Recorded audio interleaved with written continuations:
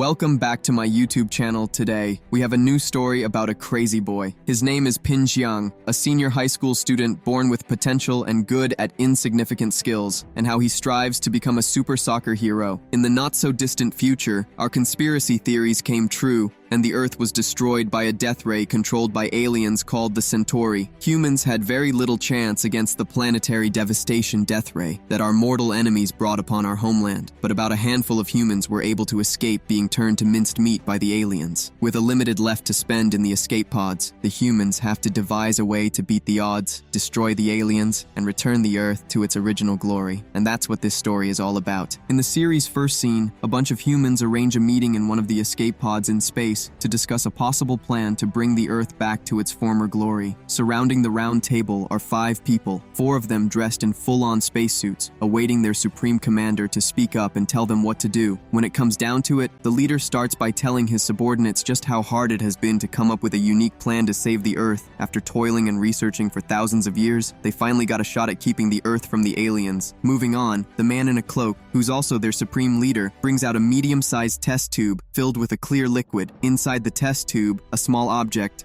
the size of a used bubblegum floats in it. Holding the tube delicately, he continues explaining his plans to the people. As it turns out, the man plans on sending the object in his hand, which he calls an embryo, back in time to get to the Earth that existed 16 years before the alien invasion. If things work out well, then the embryo will grow up under the supervision of one of his people and become strong enough to take down the aliens when the time comes. Nobody seems to have a problem with his plan, as they all jubilate and make merry over how interesting the plan is. However, one of them speaks up and brings her concern to the master. If the boy succeeds and prevents the success of the alien invasion, she fears that they won't be able to exist at all. At this point, the man removes his cloak to expose his half-shaved head and explains to the lady in the suit that she shouldn't be too concerned about that. Instead, she should think about how beautiful Earth will be when their embryo succeeds. He places his hands to the sky and tells her about the life of the embryo in this new world they're about to send it to. Apparently, the embryo is supposed to mature on the Earth that existed 16,000 years ago. Not only that, he's supposed to attend the Jelv Academy school, where he trains hard to become a soccer player, so he can save the world by kicking a soccer ball into space and hitting the alien spaceship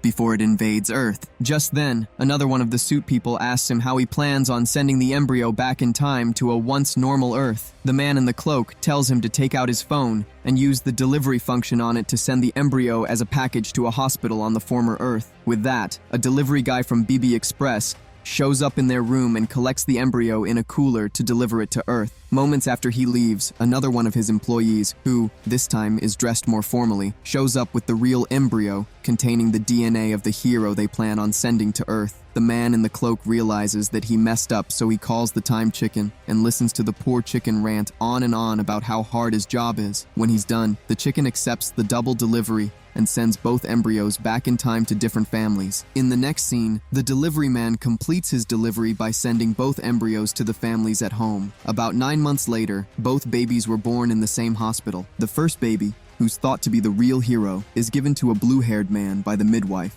who helped deliver him. The nurse waits for him to name the child after putting him in his hands. The blue-haired man goes on to yap about how he wanted his son to soar in space and blah blah blah. In the end, he chooses a suitable name for his hero's son, Pinang. After naming the little kid, he asks the son if he likes the name, and to his surprise, the baby talks and lets him know that he likes the name. Back on the spaceship, Cloaked Man asks his well-dressed subordinate if she's already taken care of the mentor that'll guide the hero to his destiny. The lady lets him know that she's taken care of that already, and has sent a proton bot to take control of the father, so their hero doesn't go astray from his mission on Earth. She tells the man that Pinang's first mentor would have to be his dad, and the man expresses a little surprise. About a year later, little Pinang celebrated his first birthday in his family's house. On this day, his mother made a mess of the kitchen after struggling to make a cake that would fit the event. Eventually, she gets the hang of it and bakes the most delicious cake ever. His father, who's already being controlled by the proton robot, removes all the generic kids' toys from the floor and places a soccer ball in front of the kid so he can begin learning soccer at a very young age. While he's at it, the wife calls him to come get the cake, which he does. However, on his way back to the living room, he accidentally steps on the ball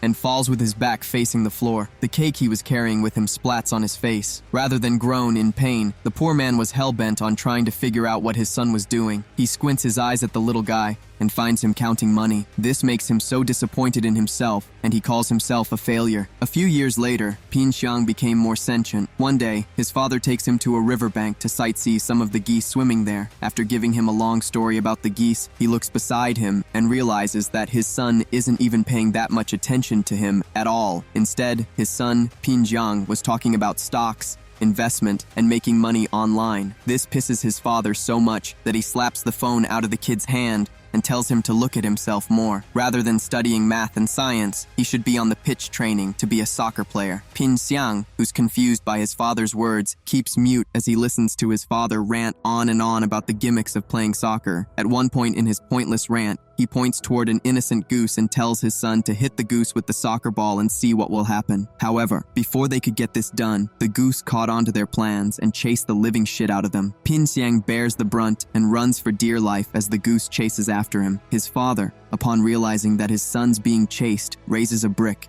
and readies himself to throw the brick at him. Before doing that, he stops to think about the odds of Pinang succeeding as a soccer player if he keeps saving him every time from trouble. After giving things a little more thought, he decides to let Pinang take down the goose on his own so he can unlock his potential and become successful at soccer. With this, he shouts at his kid, telling him to calm down and face his fears so that he can take down the goose with ease. After hearing his father's pep talk, Pinang finally stops running and faces the goose. With acute and precise timing, he slaps the shit out of the goose and makes it vomit on his phone and a coin he had with him earlier. Xiang mouths his success to his father, who's super proud of his son for finally beating the terrible goose. Just then, the goose calls on his other goose friends, who show up moments later to defend their brother. Xiang stands and watches his life flash before his eyes. When the geese are close enough, he turns back hoping to find his dad there with him so they can take them down, only to find out that his cowardly dad had bailed on him. As such, Pinang gets beaten up by the geese before he's then chased down by the greater lot of them. As he races away from them, his running stats increase by 1 point per step. He falls shortly and produces a blue pellet from his body. By then, young Xiang gets back on his feet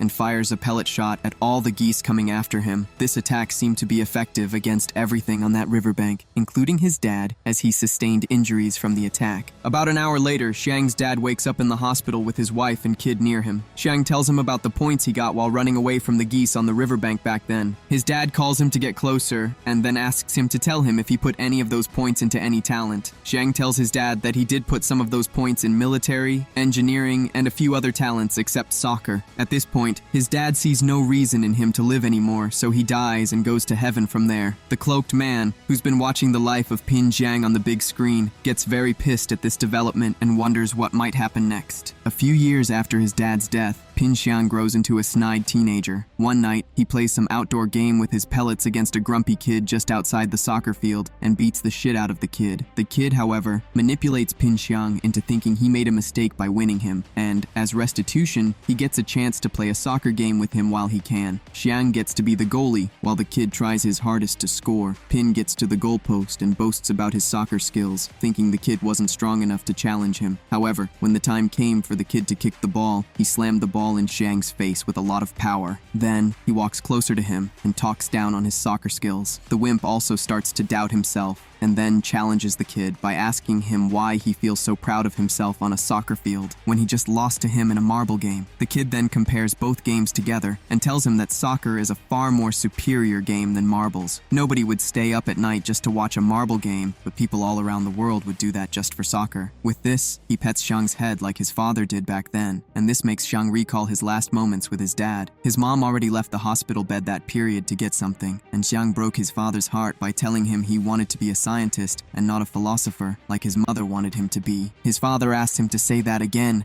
hoping he would change his mind, but then Xiang says the same thing and ends up speeding his father's death. Back in the present, Xiang sheds tears in front of a kid and tells him that he wishes to become a hero. The kid smiles at him and tells him to go for it, now that he still has the chance. With that, he takes out a marker pen and draws a peculiar mark that looks like a soccer ball under Xiang's feet. Then, he tells Xiang to come to find him before the mark fades if he wants to become a hero faster. As the kid walks out of the pitch, Xiang watches the mark and realizes that his destiny to become become a soccer prodigy might be true. With this, he changes his mind about becoming a scientist and starts to embrace being a soccer player. This makes everyone on the spaceship very happy at the progress that they've made so far. However, the well-dressed lady wonders if they'll be able to save Earth in time because they have just 365 days left before the Centauri invasion. A couple of days later, Pinang finally makes his way to the Jelv Academy's club recruitment center. Moments before entering the center to begin his journey as a soccer ball player, Pinang stares at the entrance of the center and mouths a few words of encouragement before beginning his long journey to being the soccer hero of the entire school. There's only one thing stopping him now, and that's the fact that he needs to find the soccer club first. Without further ado, he walks into the building and finds some blonde hair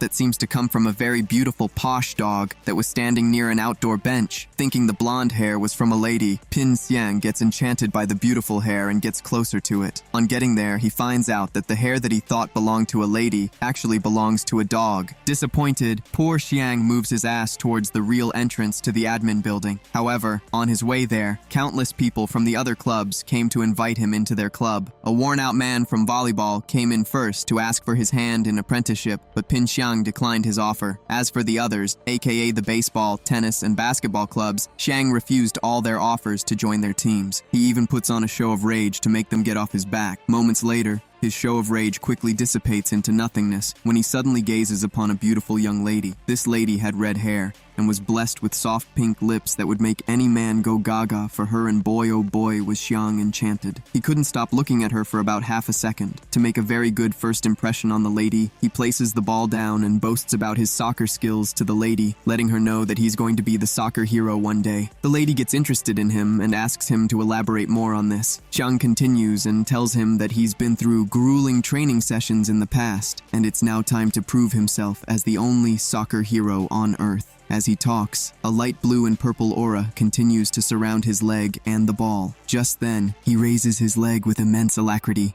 and plays a feint accidentally. To avoid being embarrassed, he lies about doing the feint shot on purpose and then swings his leg a second time to get the shot this time around. The resulting shot raced past the girl's legs and almost crashed into a random student. However, this random student also raises his leg and kicks the ball towards an innocent student. With milliseconds away from committing the most foul fouls on any soccer pitch, Xiang begs the heavens to help him drop the ball so that the innocent student can be saved. Thankfully, the heavens sent the lady he just met to help him stop the ball, and she does so graciously. Once the innocent student is out of danger, the lady walks up to him and asks for his name so she can remember it soon. Xiang tells her his name and urges her to remember it in the future when he becomes the soccer team hero. With that, he takes his leave and searches around the compound for the soccer team. Just then, the soccer outlaws and losers of the school, Chao and Bo, appear in front of him and introduce themselves in a way to make them look appealing as outlaws to the bold and daring Xiang. They make an entrance so dramatic that even Xiang, the king of all dramatic entrances, is a little surprised. After a few moments, their captain, who's a Humpty Dumpty looking ass egghead dude, aka Dan, drops from the sky and has his boys introduce him to the delirious Xiang, who supposedly knew nothing about soccer in the school. Once Chao and Bo are done introducing his loser self to the doofus, Dan speaks up and tells Xiang a little more about himself. He introduces himself as a fourth-generation captain of the soccer team, meaning his family has been captains of the soccer team for 88 years. Moving on, he informs Xiang about the total fee of joining their team, which costs 888 yen. As for the breakdown, about 388 is for the joining fee, monthly utilities are about 100, and miscellaneous is 400, all totaling 888 yen. Xiang gets irritated by Humpty Dumpty's attempt to scam him off about 1,000 yen. However, rather than get pissed and destroy everything, he decides to propose a business proposition to counter their offer. He lets them know that although he's going to pay their fee, he can't do that now simply because he's too broke for that. On the other hand, if they can grant him their listening ears, then he can help revive the life of their dead club in no time. Dan and his bunch of loser friends stop talking and listen to the master at work. Xiang starts by highlighting just how short their team is of good players. Rather than having the standard 18 members in their soccer team, they only have 4 members. As such, they have to take recruiting seriously if they plan on making making it to the national team. If they listen to his plan, then that won't be too much of an issue shortly. He starts his plan by telling Dan that he will help them recruit the other 14 members of their team that they're missing, and in return, they get to share their joining fee 30/70 with him taking 30% for doing all the work of recruiting. Dan seems to be cool with this, so he asks Xiang to go on. Xiang continues by calculating 30% of 888, which is 266.4. So, if they multiply that by 14, then he gets paid 3,729.6 points. He then asks Dan to subtract his joining fee from that amount and pay him 50% of the remnant as his commission to start his work on the people. Now that he's done the math, Dan is the one owing him. However, Dan was broke and had nothing in his account, so Yang tells him he can pay later with a 3% interest rate. Dan is shocked at Xiang's bravado and looks at him with such awe in his mind. Xiang tells them not to worry about the present and just take him to the team headquarters so they can have their meeting there and draw out their plan. Dan happily takes him to the shitty place they call their headquarters and tells Xiang, their new recruiting agent, to be comfortable and do what he can to revive their team. Xiang immediately thinks of a plan to handle their recruitment and draws it out on the board. When he's done, he mouths a few stupid things to the team before actually telling them his plan for taking their team to the next level. For now, they all have to promote their club through the school's broadcasting system, and the others are pretty psyched to get their stuff done that way. The next day in school, Xiang waits patiently till break to get his affairs in order. With the other clubs recruiting as many students as they can, the only viable option he can take right now is to get to the broadcasting room as quickly as possible so that he won't miss his moment. Once it's break time, he gets on his glider and glides from the 4th floor toward the broadcasting office. Sadly, before he gets any further, others, who had the same plan as he did, fly past him on their special hip jetpacks and race him to the station. Xiang gets pissed at them trying to stop him from getting his glory and shoots them with his high-power pellet, which takes down one of them. The other bodyguard turns back and charges Xiang for being their attacker. He crashes into Xiang and slams him on the ground. Then, he tells Xiang to stop trying to sabotage his master, Alan's mission from getting to the broadcasting room to protect it.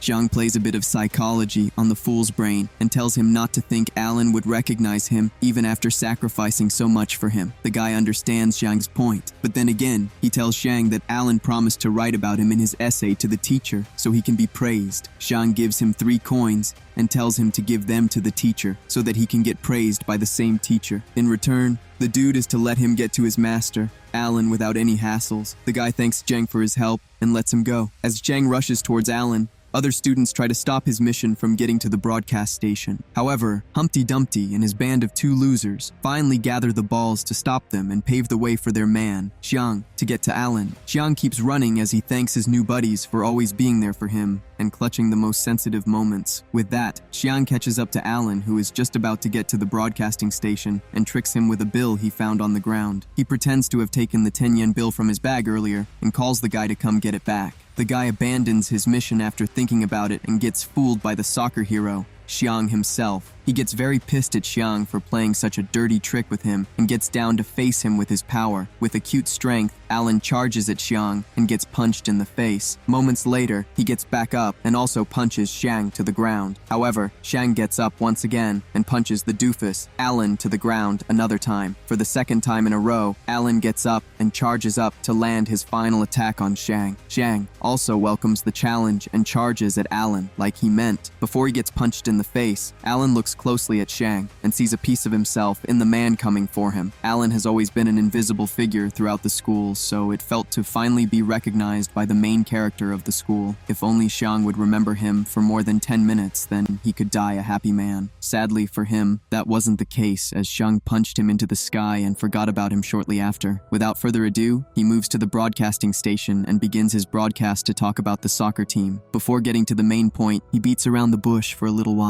and ends up destroying the PA system. After his little stunt at the broadcast station, Xiang joins his friends at the basketball court and complains about the broken PA system in the station. Humpty Dumpty tells him he should have gone straight to the point instead of just beating around the bush earlier. Xiang keeps on bending the basketball hoop and angers the entire basketball club. The entire team comes at him for destroying their hoop, with one of them even throwing their ball at him. Xiang catches their ball and destroys it with his bare fist. Then, he challenges them to a 1v4 basketball game, with 4 of them playing against only him. The cowards, calling themselves basketballers, accept the challenge and kickstart the greatest challenge of the century. They pass the ball amongst themselves, and one of them makes a three-pointer. Xiang calculates the trajectory of the ball and realizes that it shouldn't be making any hoops anytime soon. To everyone's surprise, that's what happens. Xiang then gets his turn for the ball and ends up making a full-court shot. This brings the entire basketball team to tears as they beg Xiang to teach them the subtleties of playing basketball. However, Xiang tells them to pay 300 yen first before he can get down to teaching, and most of them sign up. Moments before he receives his money, the captain of the basketball team, a hefty guy whose name is probably Stud, shows up and picks up the basketball.